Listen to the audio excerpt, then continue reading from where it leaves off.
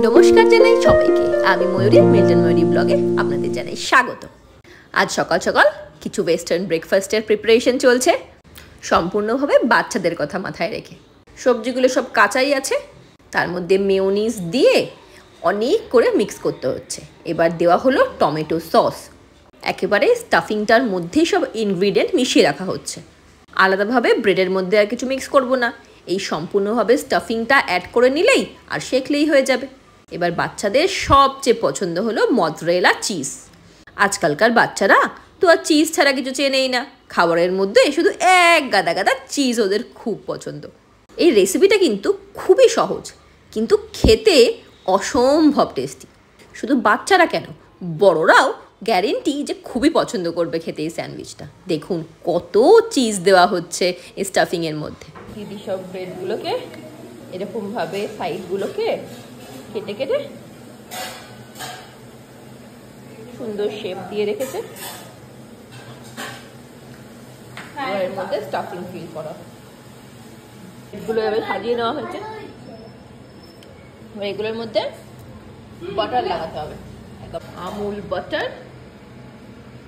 আচ্ছা আচ্ছা, এবার বলি আজকের পারপাস কি ছিল বা অকেশনটাই বা কি ছিল যে সকাল সকাল উঠে বাচ্চাদের জন্য এত ব্রেকফাস্ট বানানো চলছিল। অ্যাকচুয়ালি প্রোগ্রামটা আমার না, ছিল আমার দিদি আর তার বন্ধুদের। আমি তো ওখানে ছিলাম গেস্ট। অ্যাকচুয়ালি অনেক দিন ধরে বাচ্চাদের পরীক্ষা চলছিল, তো তাদের মাথায় টেনশন ছিল আর তাদের মা বাবাদের মাথায় অনেক টেনশন ছিল। তো পরীক্ষা শেষ হওয়ার পর সবার মাইন্ড রিল্যাক্সেশনের জন্য এরকম একটা পটল্যাক আয়োজন করেছিল সব বান্ধবীরা মিলে। আর আমার দিদি কোনো কিছু আয়োজন করবে আর আমাকে ডাকবে না, এটা তো পসিবল নয়। মিভানের স্কুল ছুটিই ছিল আর মায়ের সঙ্গেও কিছুদিন থাকতে যাওয়ার কথা ছিল, তাই আমি চলে গেছিলাম। আর কোনো রকম খাওয়া দাওয়া আর রান্না বান্নার ব্যাপার হলে আমি না আমার হাত আটকে রাখতে পারি না, আমাকেও সেই কাজগুলো করতেই হয়। কারণ রান্না করা আমার ভীষণ পছন্দ করা একটা হবি।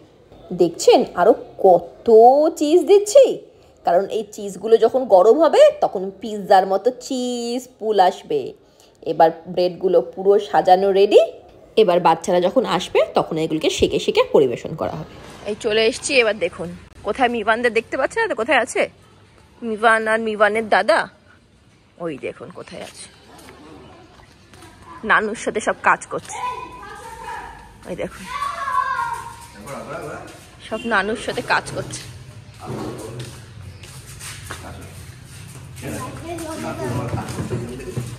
আমার বাপি না কাজ করতে খুব ভালোবাসে, ওনাকে চুপচাপ করে এক জায়গায় বসিয়ে রাখা কখনোই সম্ভব নয়।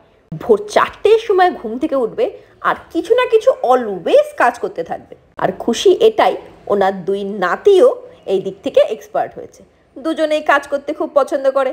টিনটিন কিন্তু অনেক কাজের আর খুব বুদ্ধিমান ছেলে। গানও চলে গেছে, এই যে যাও।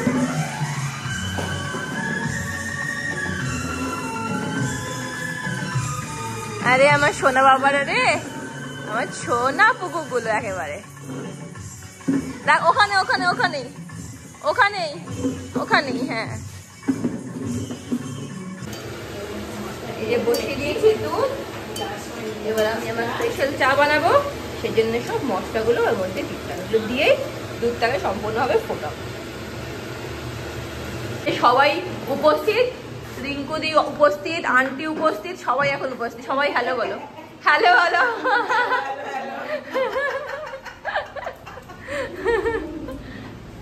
আর এদিকে টিনটিনের ছোট্ট ছোট্ট বন্ধুরাও সব এসে গেছে। এই পুচকু পুচকুরা এক্সাম দিয়েছে মানে কোনো যুদ্ধই জয় করে নিয়েছে, বেচারারা কতই না টায়ার্ড।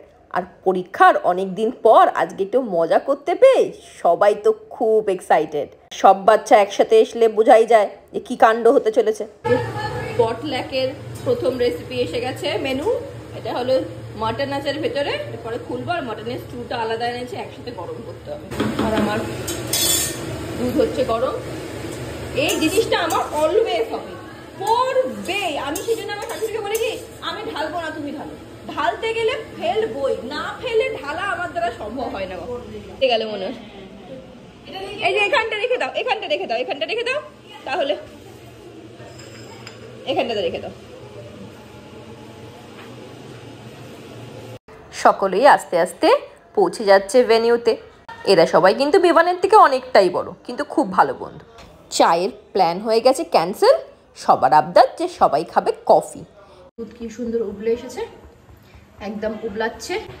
এই যে ঘন ঘন কফি রেডি। আর এটা হলো আমাদের বাড়ির হাঁসের ডিম। তো রান্না বান্না চলে এসছে, যে আর রাখার জায়গা হচ্ছে না, এই সব প্লেট রেডি হচ্ছে। এই একজন পাস্তা নিয়ে এসছে, হাঁসের ডিম, এটা স্যান্ডউইচ আর পাস্তা। দিদি এবার টিফিনগুলো সব বাচ্চাদের মধ্যে ডিস্ট্রিবিউট করে দেবে। এই যে পুচকু হাতে ধরে নিয়ে খেতে পারবে না, তাই দিদি যাচ্ছে সবাইকে সাজিয়ে সুন্দরভাবে ওই টেবিলগুলোর মধ্যে দিতে। আর ইনি হলেন সবচেয়ে পুচকু সদস্য। এবার পাতা হয়ে গেল মাদুর। কি সুন্দর করে দিদিরা মাদুর পাতলো দেখলেন। এবার সমস্ত খাবার দাবার যেগুলো সবাই এনেছে সেগুলো সাজানো হচ্ছে এই মাদুরের ওপর সুন্দর ডেকোরেটিভ প্রিপারেশনের মাধ্যমে। এই পটলাক নিয়ে বাচ্চারা যেমন খুশি, মারাও কিন্তু অনেক বেশি খুশি। দিদির একটা ফ্রেন্ড তো কেকও নিয়ে এসেছে।